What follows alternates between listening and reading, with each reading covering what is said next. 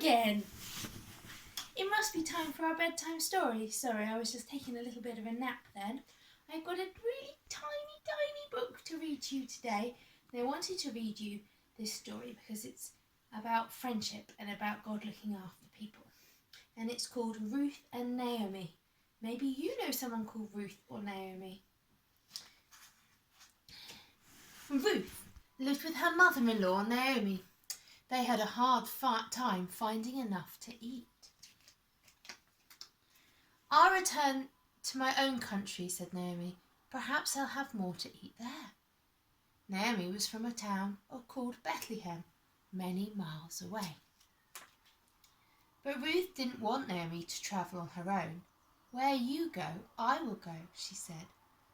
"Your people shall be my people, and your God shall be my God." So Ruth and Naomi set off together on the long road to Bethlehem. Reminds me of the Christmas story a bit.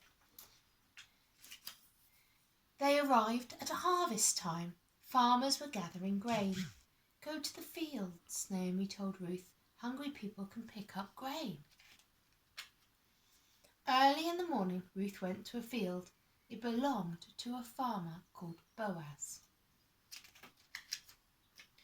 "Who's that girl?" Boaz asked the helper. "Her name is Ruth," said the man. "She's picking up grain to share with her mother-in-law, Naomi." "Be kind to Ruth," Boaz told his helper. "Leave extra grain on the ground for her." Some helpers shared their lunch with Ruth. It's very kind.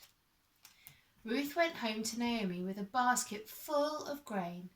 "You've done very well," said Naomi. "Boaz has been kind to us." Ruth returned to Boaz's field every day till harvest was over. Boaz made sure all his helpers were kind to her. She always had lots of grain. Boaz had fallen in love with Ruth. Soon Ruth and Boaz were married. "Please come to live with us," they said to old Naomi.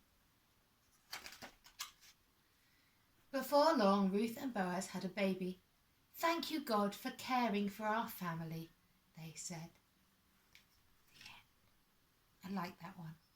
Do you like that one? Good night.